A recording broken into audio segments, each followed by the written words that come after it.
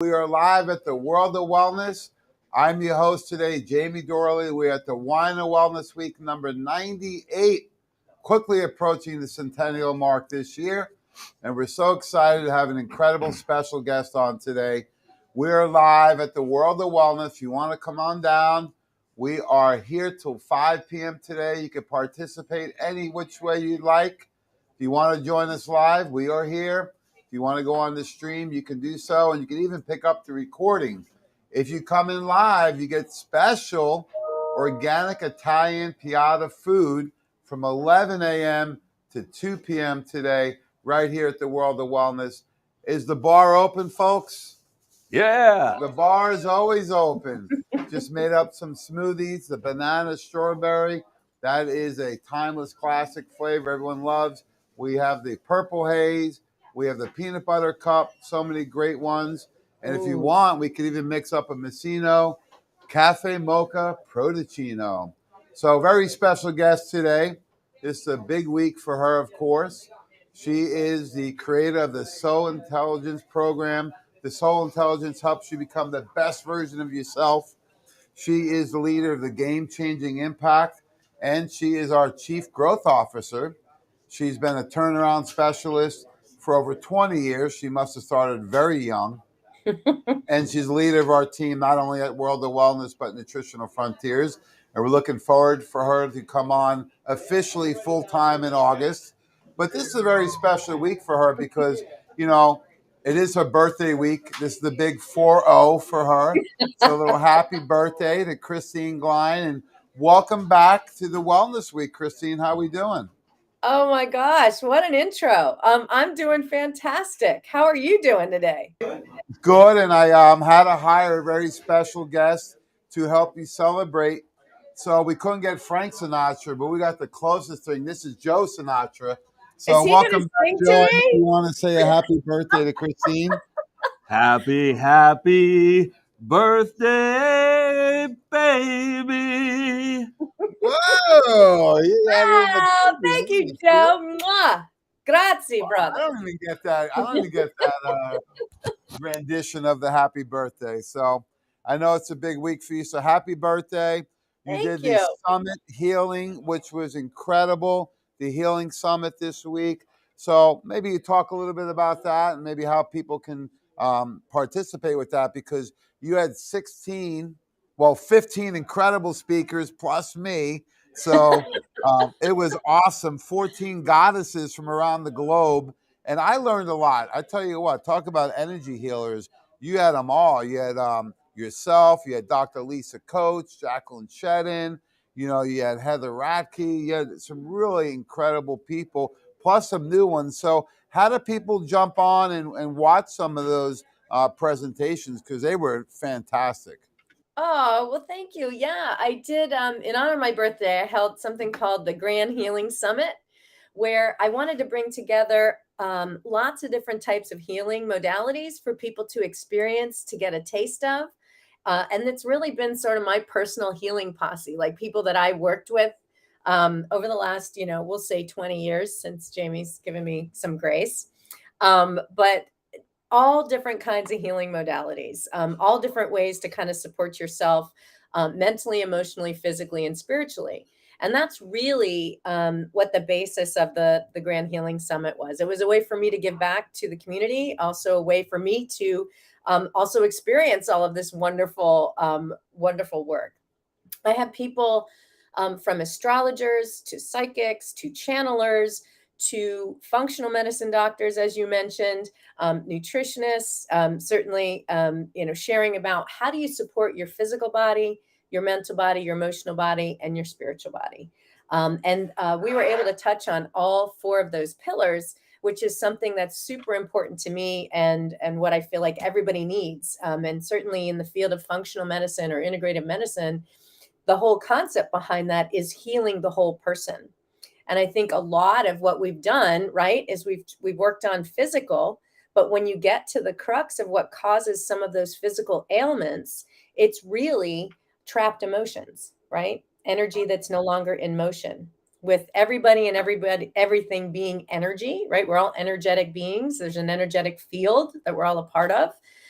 something causes a dissonance in your frequency, especially when you've got emotions that are trapped, because emotion is supposed to be energy in motion, and that's usually when it's been stuck for a very long time what causes you to go to a doctor, because you've got dis-ease or disease within your body. And so it's really about using all the modalities to help people heal and shift and live their best version of themselves. So we had coaches as well, people that focused on everything from joy to prosperity, to how to use some of your own internal energy and how to channel that appropriately. It was really a lot of fun. Yeah, and I love the part that really was fascinating to me was that it got me to expand, right? What the possibilities are, what are some of the therapies? Because I think we somewhat, at least I do, we focus on what we know, and then, oh, I don't need to know that out there, right? But, one of my mentors, Dr. Jeffrey Bland, who's the father of functional medicine, his first hour of his 8-hour seminar was really to get you open up your mind to what's possible. Because, as Dr. Weiner would always say, the mind and the parachute work much better when they're open. So I want to thank you for having all those great people on there, because, some of them are really extreme from where I'm at. And it got me to be opened up to, wow, what's possible, right? And that was the most exciting part. So if you're a beginner in this, or where I'm an intermediate, or Christine at an advanced level, there were so many fantastic people on there that really got me to sharing their experiences that, wasn't something that I've seen before. So I really loved it. I think it's a must-see event. These are workshops that you can listen to over and over, and very helpful for me, and our team was really appreciative that you did that. Oh, fantastic. Well, I'm happy to send a link out to anybody watching who's interested in catching the replay for the Grand Healing Summit. And like I said, in terms of the different types of healing, there was a whole host of things. Like you said, from, something as simple as a chakra clearing, all the way something as wild as channeled information from the other side. So I tried to make it as expansive as possible for that very reason. So I'm glad you enjoyed it. Yeah, she just said a simple chakra clearance, right, Phil? Yeah, simple for her, not quite. That's like when I'm telling someone, oh, it's a simple squat in the gym, and they're like, this isn't simple, right? Or it's simple, but not always easy. So, we connected over a year ago. So we're celebrating our second year together as friends and working together. You've been a mentor. You've helped me and my family and our team. And, talk about this whole soul intelligence. Because when I first saw it, I was like, what is this, right? And you're like, it's becoming the best version of you possible. And I says, I think I am the best version of me. You're like, oh no, we're gonna work. And then I started working with you, and I was like, time out. You're like, this is tough work. So I think it's hard sometimes for people to work on themselves, because they're, getting rid of some of those things that we stuff down, right? Is painful at times, right? You mentioned joy. I always hear joy and pain, right? So can you talk about how the program works, and then what are some things people can maybe take away today from it? Yeah, absolutely. So I think the best place to start is, talk about our different intelligences. The one that we're most familiar with, right, is our IQ, right? We know that everything starts with an idea, right? That inspiration, that spark. And we talk about the quantum field. It's really the electromagnetic field. And so the first thing that you need to focus on is, I've got to have an idea, like an inspiration, something that sparks in my mind. But what magnifies things to you and brings it into you and collapses that particle wave in the field are your emotions. And the reason being, they are so much more powerful. And we know from science that our hearts have a 6-foot wide energy field. So your heart actually enters the room before you do. It's way bigger than our IQ. So EQ, to me, your emotional intelligence, is so much more important than even the IQ. But we tend to focus mostly on our IQ. We're in our heads a lot. And then the next level is really your physical intelligence, your PQ. Okay, we'll call it, right, Jay? So making sure that you can't keep this vessel that contains your soul intelligence, right? That inner knowing, making sure that that body is healthy so that everything runs properly and you stay in alignment. And that's everything from, supporting yourself nutritionally to structurally, but all of those physical things. In terms of what is soul intelligence, it's when you are in full alignment, not only physically, mentally, and emotionally, but it's when you're in alignment with your mission, your vision, your passion, and your purpose, and you feel like you're a part of something bigger than yourself. We're all part of this thing called consciousness, right? And the level to which we're awake or aware allows us to function better in the world, right? The first level of consciousness is really this life is happening to me. And that's when we tend to tell a lot of stories like I'm in victim mode or the villain or there's a hero, right? There's the story, Their the drama. fault, right? That person's, it's their fault, right? Always the A lot blame, of finger shame. pointing. Yeah. Yeah. And those kinds of energies, those emotions are very low on the levels of consciousness scale. Dr. David Hawkins actually measured emotions and where they vibrate on this scale, right? Whether it's alpha, beta, theta, or delta waves. And so they're really low in the alpha waves. So it's really hard to expand your consciousness or be in feelings of like love or wealth or joy or peace or prosperity. Those are very towards the top. And I'm sure that people have seen experiments where like you yell at a flower and then it collapses, or you tell it good things and it grows and expands, because it's energy, right? And that's waves.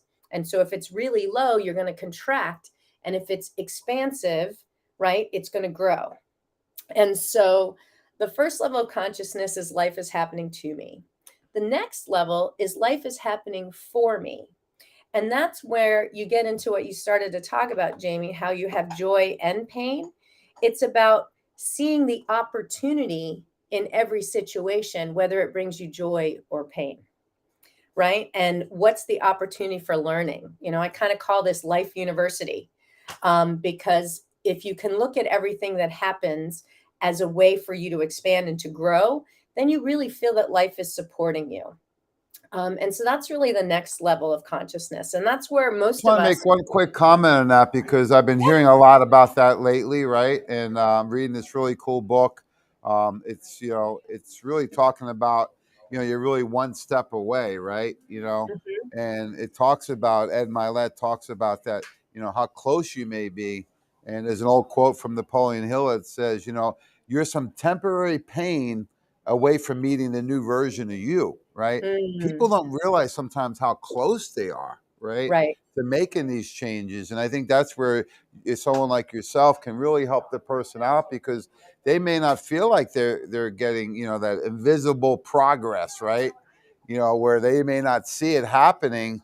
And then it's that last step to get over the hump. So I think that's been very helpful for me is that, you don't realize, like you said, there's joy and pain to it. You got to keep pushing through sometimes. You may not realize how close you are. And I think oftentimes that people limit themselves because they don't realize that, hey, I'm right there. I just got to keep staying on the course. Yeah. Well, I mean, it's always that, right? It's always that last bit, like the last 5 yards are always the hardest to get in any game, right? Um, so, when you're looking at the levels of consciousness, if you can at least operate from life is happening for me, that's pretty cool. The next level is life is happening through me. So that's when you're really tapped into the divine or your higher power or source or nature, whatever you feel is out there. And you feel really connected and you ask that divine presence moves through you throughout the day. And I would say for me, I operate between life is happening for me and through me most often. I'm really good about having a daily practice. And so when you ask me, what are some things that people could do right now, it's to have a daily practice, whether it's prayer, meditation, journaling, that connecting in nature, quiet time. We've got to unplug and we have to disconnect and give ourselves the gift of being quiet enough to hear our inner voice. And the relationship for me between prayer and meditation is prayer is sending out your desires. And the word desire actually has the root that means of the Lord, which is kind of interesting.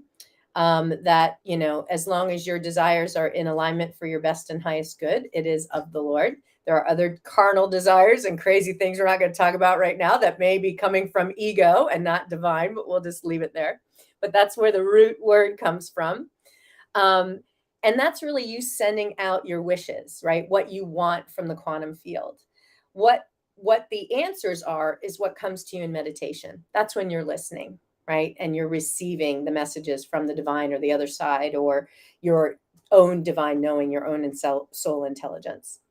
Then the last level of consciousness is life is happening as me. That's really where you feel you are part of everything and that you are one with all. It's like this concept of oneness and recognizing, we're all part of humanity. We're all connected in some way. And that is a harder level of consciousness to attain, but certainly, where the divine resides and where I think most of us aspire to be at some point. But I think only the Buddhist monks have that one down. So do you feel like there's times that people can, start with the, hey, it's happening to me, then it's happening for me. Like you said, you can be in different phases and Oh, then yeah. maybe peak out at one and then maybe take a step back. It's not always at the top level, right? Of course not, right? Like our life doesn't flow like that. We all have to go through, unfortunately, trauma is typically where we learn, right? We learn from all the sharp edges, all of the challenging things, the pain. And then we have to have the contrast to the pain, which is all the great stuff, right? So we are in this world of duality, where you get to see both sides. And I think, if you can get to a place where you're really tapped into your soul intelligence, and you can live and love and lead from that place, it's much easier for you to be in the life is happening through me place, than if you're not having a daily practice and you're not getting connected. So you mentioned some of the things that you do daily. I incorporate a lot of those myself. I always Hmm. feel like people should have a routine, and I think sometimes they're living in this high stress world, right, where they can't even get that time to breathe and calm down. And you mentioned nature. That's one of my favorite things to do, is be outside. Even now, especially in the nicer weather, like I walk in the morning and that's no headset. That's my time to just listen to the birds and just, really breathe and kind of get my head clear for the day. So I like to be outside, maybe some other people don't, but, I always find having that routine in the morning really sets the stage for the day. And there's been days I shared with you where for some reason I wasn't able to do my routine and you don't feel quite the same. So when you have recommending this to people, what are some of the other things you do? So prayer, meditation, you mentioned journaling. Like some people don't even know where to start. So what are some Right. things they can start with? Yeah. Yeah, I mean, I think that's really simple. And, if you're not used to journaling, it's usually, you could start with something very simple like a gratitude list. Every morning, what are you grateful for? And whether you write that down or you just envision that as soon as you wake up, just three things that you're grateful for. And then before you go to bed, three wins of the day, three things that went really well. And the reason why you do that, I started to talk in the beginning a little bit about quantum physics and the field, but I also want to talk about the mind a little bit. We typically during the day to make all of our decisions, all of that strategic thinking, all of the good stuff that we're coming up with, those ideas, all of that is 5% of our mind. The 95% of our mind actually resides in our subconscious mind. Kind of scary. But Yes. typically what happens with the subconscious mind, right, is we have negative energies, limiting beliefs, thoughts, things that are self-sabotaging, things that aren't supportive of ourselves. And that's kind of on loop, right? Going around and round and round. And so the best time of day to reprogram your subconscious mind with the 5% of the mind that's actually awake and aware is right before you wake up and right before you go to sleep.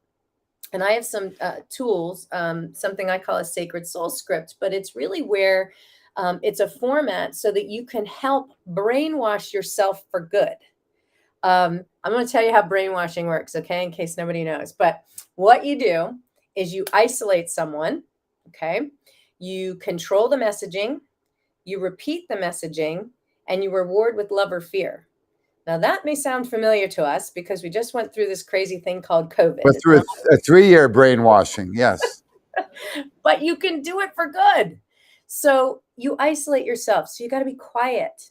So whether you get quiet, first thing in the morning when you wake up, in your room, in your bed, whether you prefer to go outside in nature, but you have to get quiet and eliminate the noise. And then the next thing that you do is you have your goal in mind on what you want to achieve, and you go through a list of beliefs that support your goal. Like, I'm an amazing gifted healer. I am fully supported in everything I do. Those positive beliefs, as opposed to all the self-limiting beliefs that are spinning in that subconscious mind. And what you're doing by repeating those messages is you're creating new neural pathways so that you can actually get out of those old self-limiting beliefs. And you're rewarding yourself, obviously, with love. And so when you're doing that, that's raising your vibration. That's bringing in the emotions that are going to support what you really want to manifest. And typically, we're really good about goal setting, or using affirmations. But if we don't feel that, we don't magnify those things and bring them in. Feelings always win. They always trump our thoughts, because that's what the subconscious mind reverts to. So that's why, it's kind of interesting, having spent so many years in corporate America, it was there's no crying in baseball. There are no emotions here. We're not allowed to be emotional people. And it is so important, and what drives us. And it's actually at the root cause of a lot of chronic illnesses. Jamie, one of the things that totally attracted me to Nutritional Frontiers was how much you believe in the necessity to change our healthcare system. Wow. And I would love for you to kind of talk about, how it's set up with acute care versus chronic care, because I think that is such an important discussion. Yeah, and I just had a woman in today, right, at the Wellness Week. She's been coming here for a long time. So she tells a story about her sister-in-law who has cancer, right? So what can you give me that I can give to her? I says, well, think about that for a minute. She has cancer. I go, did she meet with the oncologist? Oh, absolutely. So she's making appointments to go there. She's seeing the doctors to go there, but won't come here. She just wants some literature, right? So it already puts us at a disadvantage, right? So when you're looking at this whole medical model, it seems to be really incentivizing the sickest of people, because the medical model is set up to treat trauma and acute care, right? So if you have, God forbid, an accident or an injury, right? Could be a car, whatever it may be, the system is set up to treat you for that acute trauma, to stabilize you, and then that's it. The challenge right now in the US is over 80% of all the doctor's visits are for chronic care. So the system doesn't fit most of the people coming into it. And that's where people get really frustrated, because the acute care is the medical model and the surgery. So if they're doing that for a chronic care, it's never going to work. And we know it doesn't work because we spend more money than any country in the world per person on healthcare. Our system is so bad that it ranks 37th in the world. We have the poorest healthy pregnancies of all the developed nations, even some that aren't developed. It's really scary when you start looking at it. And then overall, our health ranking is 72nd. Now, I know you're a competitive tennis player. Your ranking's number one. Imagine if you were ranked 72nd. I mean, come on. Terrible. Yeah, it's we probably couldn't even name 72 countries if we tried to. So the system is broke. It really incentivizes the sickest of people. It's designed to help with trauma, to stabilize people. But most of the health conditions we're dealing with are for chronic care, and they're trying to treat us acutely. So this is a big, part of our mission, is really trying to make the world healthy. And we have to do it a different way, because what we're doing is not working, right? You factor in now the food is at an all-time toxic level. Yeah. We are suffering from nutritional deficiencies, toxicity. You factor in now the big one is stress. Even Dr. Bob, who's speaking for us, he says, look, before I do anything anymore, I got to do a stress reset. I said, well, how long do you do it for? He says, it used to be 3 days. Some people, it's 10, where Wow. he's got to do calm day and SPM every hour for 8 hours a day. And then he adds in sleep time at night. He says, if I don't cool people down, like you said before, all that noise, everything coming at them, they can't even do anything because their body is trying to do that fight or flight response, right? Right. So I love the approach of functional medicine and you joining our team with the mind, body, spirit. Not only, this morning we had a trainer on and now you and then Dr. Phil. So today's really the summary of all what we do, right? Mind, body, and spirit. Because if you don't do that approach, you're never going to maximize and what you would say become the best version of yourself, right? So I got so many notes here I'm writing down, but I wanted you to share one thing that was very helpful for me. So I think you called it like looking backwards, right? Like say I have a Mm. big event coming on, right? Yep. And I'm a little anxious about it. I got a lot of people and trying to make sure it's the best event possible. And not only scripting it moving forward, but can you share how you share with me like going back, like picturing you already accomplished it, because that was very helpful and it made it much easier to do the events Hmm. and they were more enjoyable and more successful.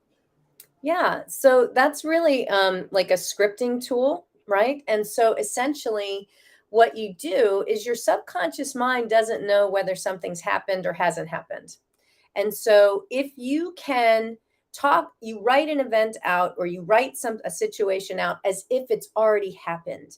And you write it with a lot of feeling and emotion and like who's there and what's happening and how amazing it was and what you accomplished, how you felt after it just came, even better than you imagined. The feeling again is what your subconscious responds to. So the more you can feel into it already having happened the way you anticipated or something better, inevitably that's the way the event flows.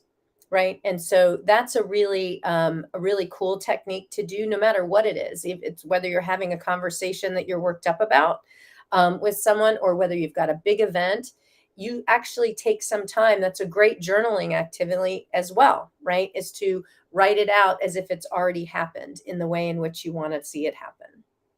Yeah. Yeah, and years ago when I first got into my brother's 5 years old, he got me into fitness and watching Pumping Iron with Arnold. And he sat there at breakfast and he said to Luke, Frigno and the other competitors, I called home and I told my mom I already won. He says, I told her I got the trophy and the money, and he's going the whole visualization thing, but he did that years ago Yep. and he already acted like the winner, holding the trophy up, receiving the check and celebrating. So he said it's a lot easier now to go through it because he's already programmed. And I love the one part you said in that new book I'm reading, The Power of One More. Ed Milet says in there, if you do something or you think it, your body doesn't know the difference. Correct. And you just connected the dots for me. So that was very helpful because, planning that, thinking it, your body doesn't know if it actually happened or you just thought it. It can't tell the difference. Yeah. And that can go the other way too, right? Oh, yeah. So it's really important to be focused on those positive emotions and more so than even positive thoughts, right? Like feeling into that. The other thing to talk about too, when we talk about chronic illness, typically the root of all chronic illness is trapped emotion. And there's a whole field called bioenergetics, which talks about the connection between disease and emotion. And, it obviously makes sense. If your body is physically fit, right, your body is better able to handle stressful emotions. If your emotions are, all over the place, you're really upset, you're really depressed, your body it's not in alignment. It doesn't have what it needs to fight disease. So there is a direct correlation because emotions, like everything else, are vibration. We're vibration. And, when we think about, energy and the density of energy, the reason why we can see each other or touch each other, feel, is because we're all electrons, neutrons, protons that are vibrating slowly enough for us to feel physical form. But we're coming to you over the internet. I don't know how it works, but somehow through waves that we can't see, it happens. Just like we can hear the radio, we just can't see the waves, but it happens. The music's translated. It's all vibration. And so one of the things that I've developed is a method called the soul intelligence method. that allows me to figure out what are the root causes, what are those trapped emotions, to help people heal quicker.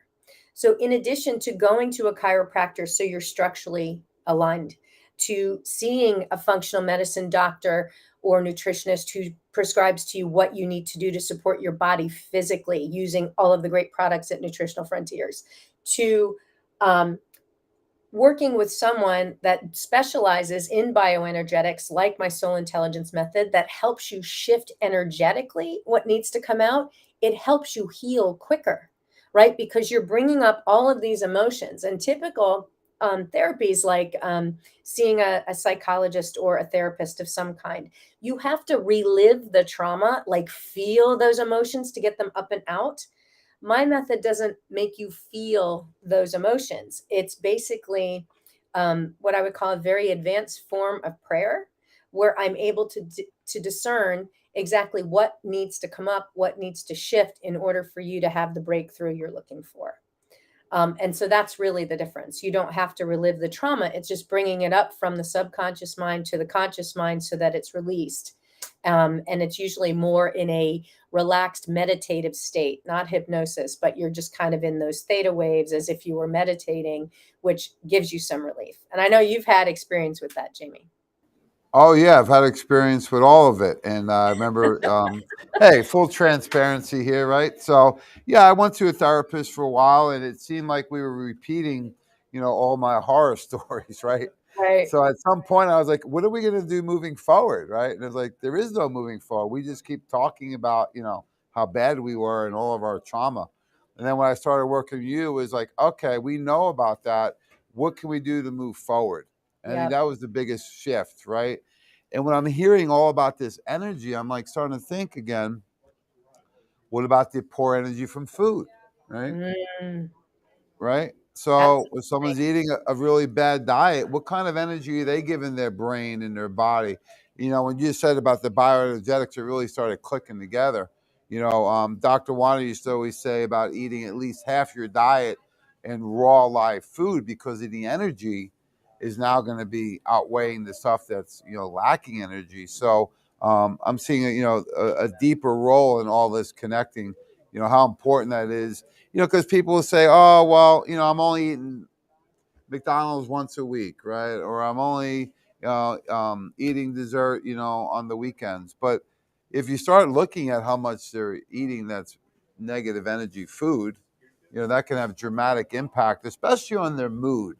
So I want to talk a little bit more about that because so many people now, with the stress of the last few years, the economy, right, finances, living, just in general, and I think technology really does this a lot because people are addicted to that dopamine response, right, on Yep. Facebook or LinkedIn. And so, can you talk a little bit more about that? How do you handle it when somebody's stress is at an all-time high? Well, in terms of what I would recommend somebody does if they're completely stressed out, obviously there are things you can do for your physical body. And I know Nutritional Frontiers has a whole host of products. You mentioned a few to try and calm the body down.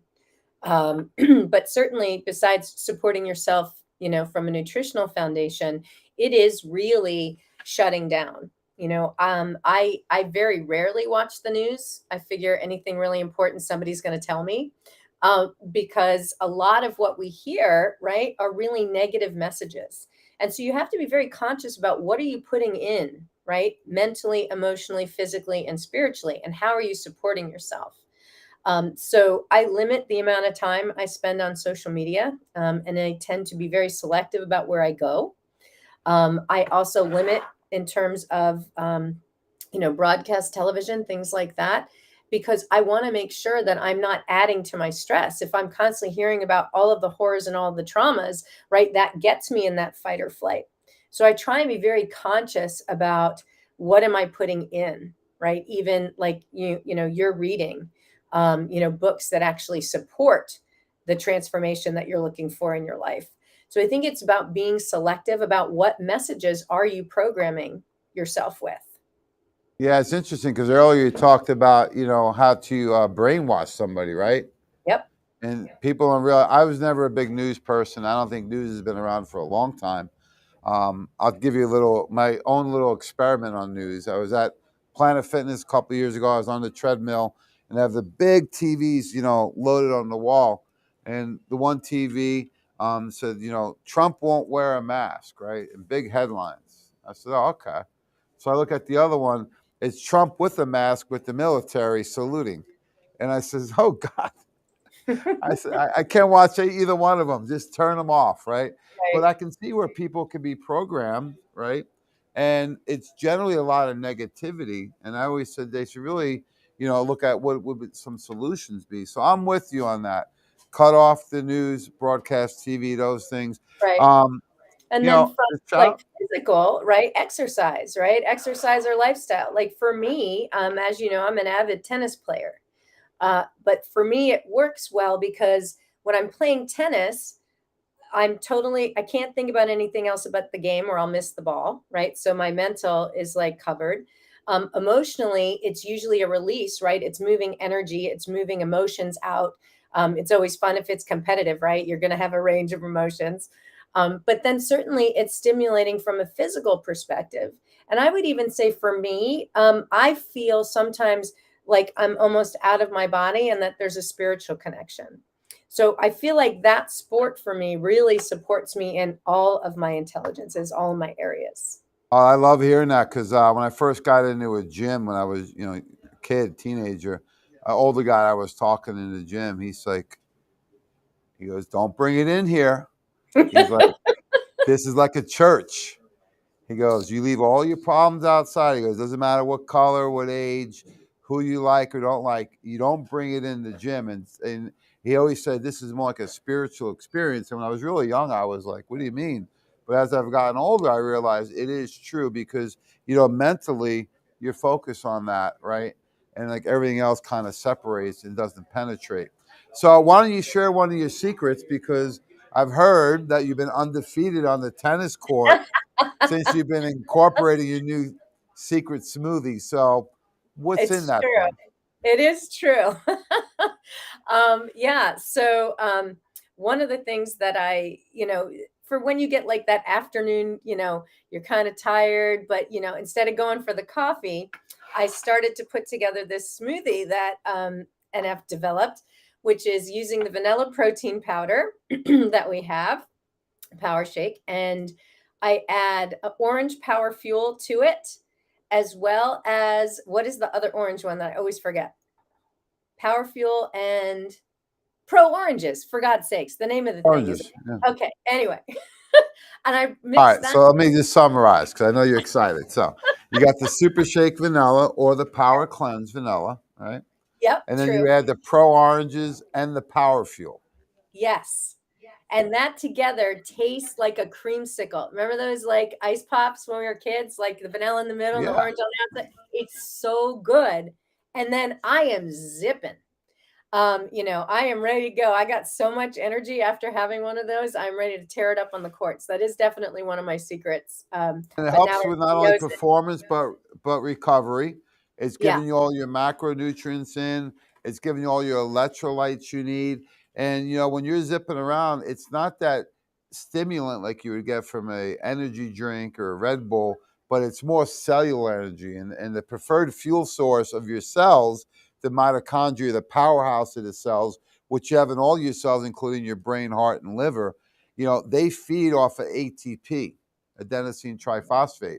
And what the power fuel does and the Pro Oranges gives your body the nutrients it needs to give the fuel at the cellular level, not at the nervous system. There's a big difference, folks. So the advantages with this is that you have prolonged energy, improved performance and recovery, and you don't get the nervousness or the crash that may occur with the stimulant. So I'm glad you're doing so well. Well, I got Undefeated. Yeah, well, I got to tell you too. I mean, when you talk about recovery, right? To be competitive, we'll say at our age, still, right? It is all about recovery and it's all about pain management. And I'm not as sore after playing when I've taken that shake in the afternoon versus not. So I really actually do notice a difference in how I Oh yeah, and feel. here's why. At the cellular level, what's going on is not only giving your body the fuel it needs, but you're inhibiting lactic acid buildup. When that Mm, go, when that process of lactic acid buildup occurs, you're that's the muscle, sore, you're right? tight, Yeah. the burn, and then it's a feed forward. It's like a snowball. It can go out of control, and now you notice the next day and 2 days later, I'm still sore. What the power fuel will do, and your secret smoothie will do, is it'll inhibit lactic acid production. It'll increase performance and improve recovery times, and that's why it's working so well for you. I'm so glad to hear that. Yeah. And, we were talking about, stress too. Getting out in nature is about connecting to the rhythm, right? Connecting to the earth's natural rhythms. So if you're at the ocean, even the sound of the waves is very much like the sound of the universe, om. If you're up on a mountaintop or you're deep in the woods and you just listen, to the sounds of nature, it will automatically calm your nervous system because we're all connected, to the environment. We're as much a part of nature as nature itself. And so, whether you find that in the mountains, in the woods, on a beach, walking by a brook, going out on the beautiful river in Pittsburgh, on a boat, wherever you find that, it can actually bring a very calming sense to your body naturally without necessarily having to do anything else. Yeah, it may sound funny to some people, but I love in the morning going out back and before the sun even comes up. The birds are so loud right now, Yeah, and just listening to that. And even when I walk in the morning, I don't even use the headphones until I do the weights. So, first half hour to an hour, just walking outside and just listening. It's amazing what you can hear then, and it does calm me down quite a bit. it's awesome. Yeah. I All just right, want to couple more acknowledge. minutes here. Yeah, I just want to acknowledge, Jamie, you've done so much work mentally, emotionally, physically, and spiritually. It's one of the things that's really made me want to have a greater involvement with Nutritional Frontiers. You definitely lead by example, and that's super important. Yes, thank you. I appreciate it. I know everybody's looking at me over here from the audience, but yes, I'm a work in progress, right? Progress, not Aren't perfection, we but all? it Aren't does we all? it does really help. And the last part maybe you can comment on is, we talked about some of the energy, from your own thoughts, from food or toxicity, whatever it may be. And I think the biggest challenge what I learned is from relationships, right? Ooh, So, yes, I know this could be a whole nother show, but maybe in a couple minutes, what's like one thing that, I found you taught me, talking about those things from, a better place. So can you share a little bit about that? Because I think sometimes people are so, they don't want to be vulnerable. They don't want to drop their guard because they don't want to be hurt. And what happens is now it's more a battle of who's going to win, right? I yeah. think you said it best. You're like, you don't have to win everything. You just, So you can share a little bit about some of those techniques because they've been helpful. And Sure. I need a refresher. I think today they're Well, all calling me right now. They're texting and calling me, knowing I'm live with you. They are calling me. Yeah. too funny. They probably have comments. Well, obviously, the greatest relationship you have is with yourself. Okay. And that's where it all starts. How you feel about yourself is super important. And it's learning to love all of you, right? The dark side as well as the light side, and owning all of your stuff. And most of us, our power resides in reclaiming those parts of ourselves we don't really want to look at. And typically how we start to see those parts that we don't want to look at is reflected in other people. And if you don't if you don't feel like you're enough, okay, for example, you're going to be seeing how other people aren't living up to your expectations in your life. And the challenging people in your life are usually there as a mirror, kind of reflecting back to you all those aspects of you that you don't really want to look at. And like I told you, some of our greatest teachers in life are those prickly people that we wouldn't choose to be around on a regular basis, but they have an uncanny way of pointing out to us what we really need to work on. And there's a concept of wholeness, right? Like feeling whole within oneself. A lot of us choose partners that reflect back to us those parts that we want to work on. And that can always be challenging, like in interpersonal relationships. We also sometimes have people in our work lives that show us aspects of ourselves that we don't really necessarily want to work on. But again, if you can move out of the lowest level of consciousness, like life is happening to me, where I have to win, I have to be right, into that, oh, how is it happening for me? Where's the opportunity for me to move closer to that person and accept that part of me? That's where you really start to see transformation. Now, what I'm sharing with you is not easy, and it's not something that you're going to grasp in 5 minutes. Ask you the same question, thinking you're going to tell me something different. And each time I'm you know, like, oh, okay, this one's really hitting home. Yeah. So, I mean, but really, that's really what it's about, right? Is changing how we view ourselves. And so that we don't start looking for those flaws in ourselves and other people anymore.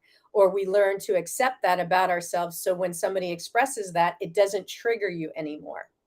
And my method actually can point out what some of those things are that you can work on, right? What are some of those self-limiting beliefs that are clouding the way you view the world?